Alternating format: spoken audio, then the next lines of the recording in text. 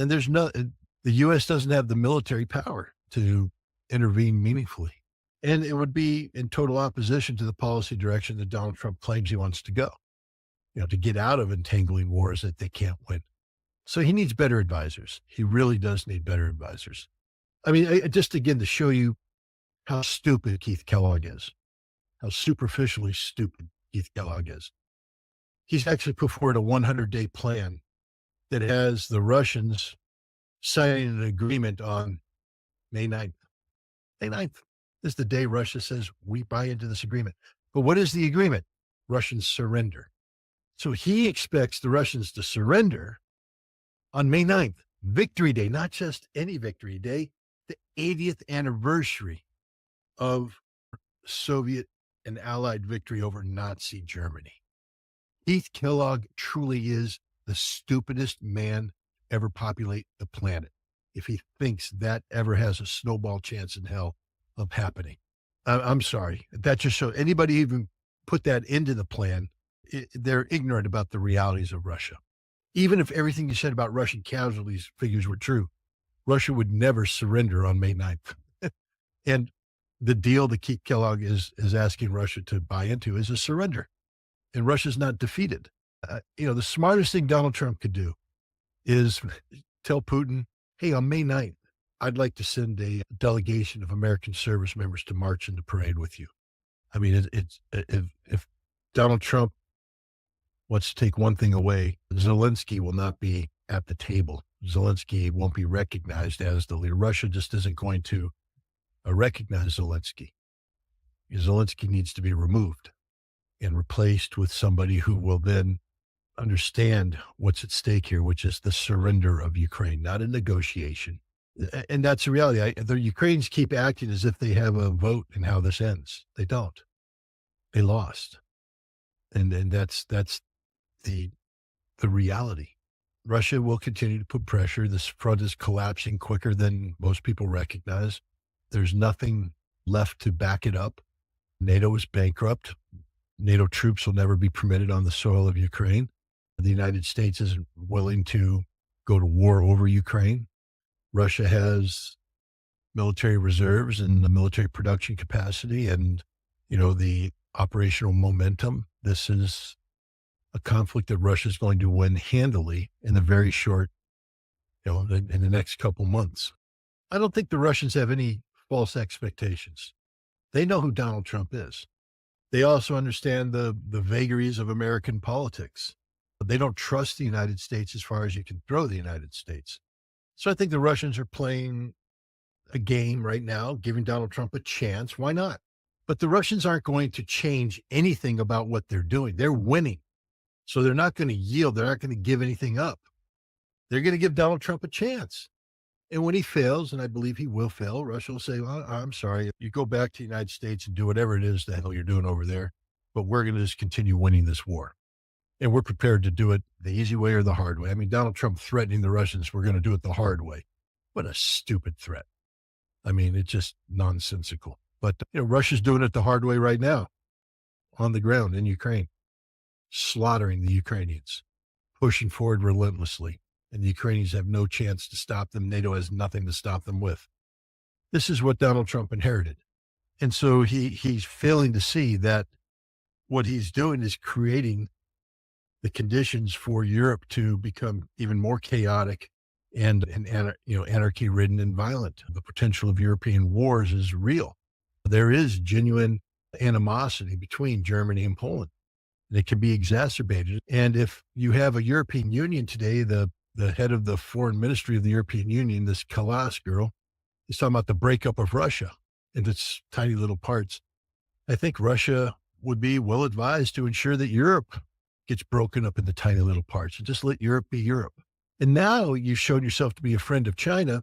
And now they might listen to you when you talk about Russia and things of that nature. But China owes Trump nothing. And Trump has nothing on China. There's nothing he can bring to the table. So this is ridiculous that he's somehow going to play the two sides off against each other. This war doesn't end because America wants it to end. This war ends when Russia is ready to say, we've won what we're willing to win. America's not a main player and main actor. That's what Donald Trump needs to understand. He's a supporting actor in all this, but he's now waltzing in as if this is his war. It's not. It's not.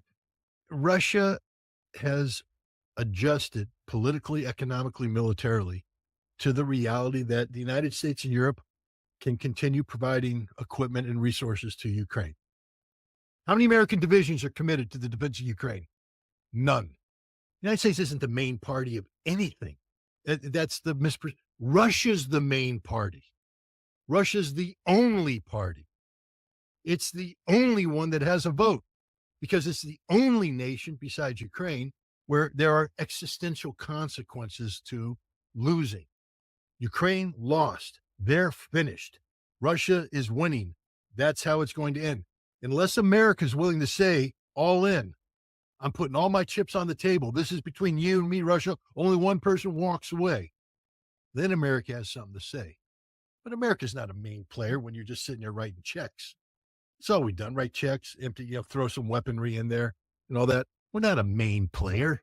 We're a non-player, a non-actor. The situation is deteriorated, but the idea that this is going to end in a negotiation between Ukraine and Russia is absurd.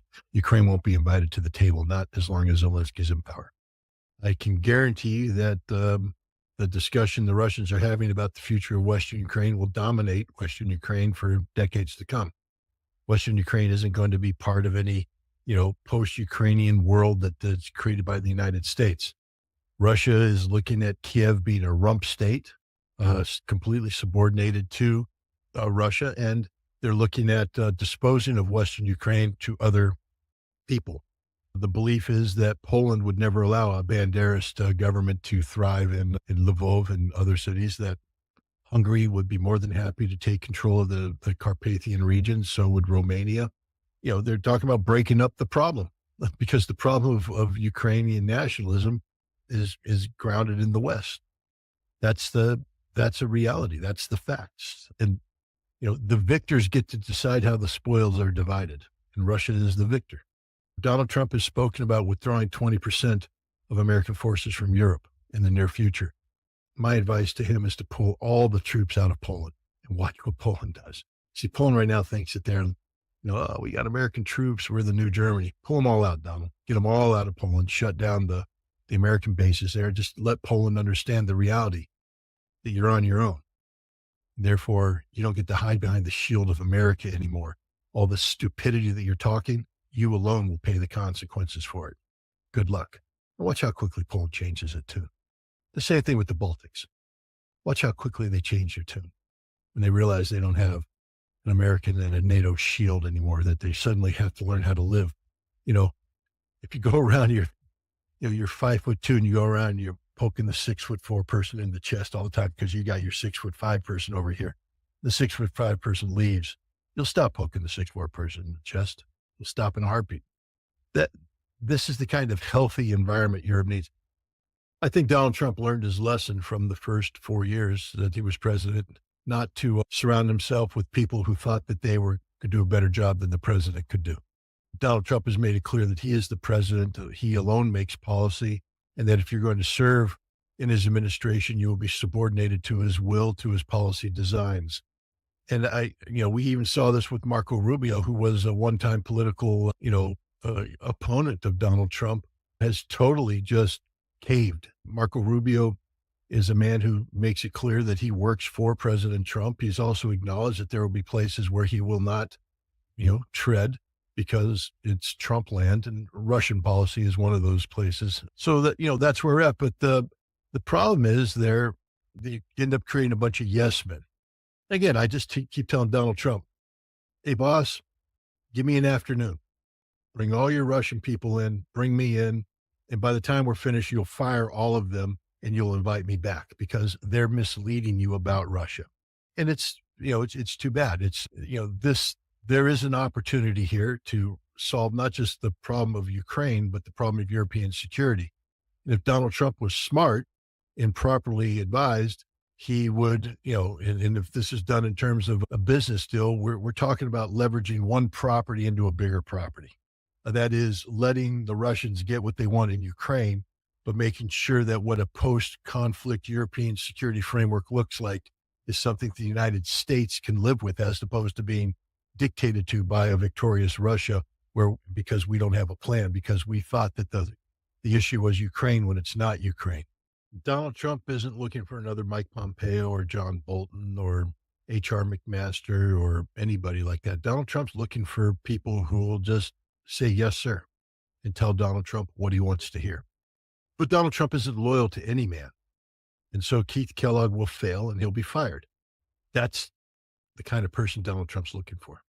Look, Donald Trump's a transactional person. He thinks everything comes down to transaction and greed.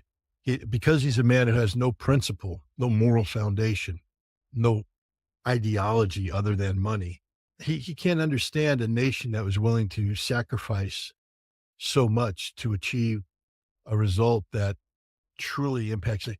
The Russians didn't go to war in Ukraine lightly.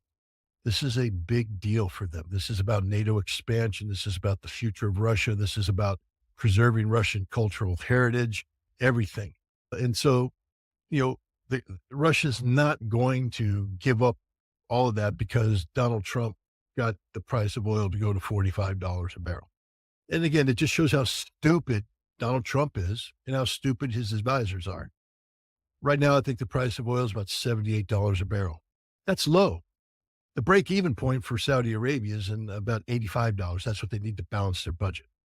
So Saudi Arabia right now is basically living off of their savings in order to do the United States and the world a favor during a political season where we didn't want gas prices to go up too much. But, and the other thing is the break-even point for Russian oil is about $1 a barrel. That's what it costs to produce. Russia needs oil up around $70 to balance their budget, maybe $75 to balance their budget. But to continue to produce oil, Russia needs it around above $41. That's about the average cost of a barrel out of the ground. So as long as it's above $41, Russia can continue to produce oil economically. They aren't going to sell enough or make enough to balance their budget, but they can continue to produce oil. You drop the price of oil below $50. I'm a Marine and math isn't my thing, but 45 is lower than 50. And you collapse the new oil production market in the United States. And within 2 years, we'll lose 30% of our oil production. Saudi Arabia, the cost for a barrel is around $10. So that you can bring that price down as much as you want. Saudi Arabia is still going to be able to produce oil. But here's the problem. The United States. Since 2020, all of America's oil growth comes from the Permian Basin of West Texas. All of our new wells are there. The break-even point for an existing Permian Basin well is around $33. So if oil's at 45, they can still make some money. But for new wells, all of our new production, new wells, the average break-even point is $66. Not just that, but if you want American presence on the ground in Europe, you have to pay for it. He's talking about pulling out 20,000 troops. He's saying the troops that remain behind, you're paying for them, not us. We're doing you a favor. And I think what he's doing is creating the conditions that Europe can't meet and therefore empowers him to say, well, then we're unplugging. We're not going to be doing this, forever. So I think that's some of the reasoning behind Donald Trump, that if you want us to be there, you got to pay for it. If you can't afford to pay for it, then we're going to leave. Right now, I think that we are headed towards a rupture between the United States and Europe and the end of NATO. But again, you never know with Donald Trump. He may decide that, peace through strength, and we've got to be strong, and therefore we're going to double down on Europe. But on the other hand, he just committed to building an Iron Dome in America, and the money that is needed for that, means that we probably aren't going to be doing much more ballistic missile defense in Europe. NATO has created a situation where Eastern Europe has been empowered into believing that they get to dictate the security for all of Europe. And I think France and Germany and Italy are not playing that game anymore. And so, how do you resolve these tensions without having Europe, break down and promote conflict between old Europe and new Europe? This is what the United States should be focused on, not on conflict we don't understand, a conflict we help create, but we don't understand at all. And we don't have any way to solve. There's nothing we can bring to the table to solve the conflict in Ukraine. The only thing we can do is make the price paid by the Ukrainians even higher by continuing the conflict. I think you'll find, again, it always comes down to the economy. At the end of the day, if Poland becomes isolated, its economy crumbles, the politicians that are responsible for that will likewise fall. And you'll get a new group of Polish politicians in who will do what's necessary to stay politically viable. And that means that they're going to focus on the economic health of Poland. And that economic health be furthered by not alienating them with not just Russia, but their European neighbors of Germany. Poland will find itself isolated if it tries to do this. There is infrastructure that goes across Polish soil that Poland could, but they'll pay it. They'll pay a price. They'll become isolated. We're getting into the world of energy security. Germany has now become quite cognizant of the fact that its future economic health won't be viable unless they have access to cheap Russian gas. I think we're looking at a new reality where Poland and Germany will not be allies for much longer. They will become more than competitors, adversaries. I think the Russians aren't stupid. And I think the Russians redrawing the map of Ukraine and getting Western nations to participate, I think it'll revive feelings in Germany about territories that were ceded to Poland at the end of the Second World War. This is what the United States needs to stop. See, this is where strategic thinking on the part of the United States needs to come in. We need to step in, let Russia win in Ukraine because they've won, but we need to create a European security framework where this kind of nonsense isn't taking place. We need to preempt the Russian effort to divide Western Ukraine. And this is where we could have leverage. We're not talking about putting Western troops in. We're not talking, but telling the Russians that the issue of the inviolability of borders, the rights of people, et cetera, there has to be a process that's done that doesn't allow this to create, emotions that run out of control and start talking about the breakup of Europe. But Trump, he's just not smart enough. He doesn't understand European history, doesn't understand the foundational elements that go into play, and, national competitions, et cetera.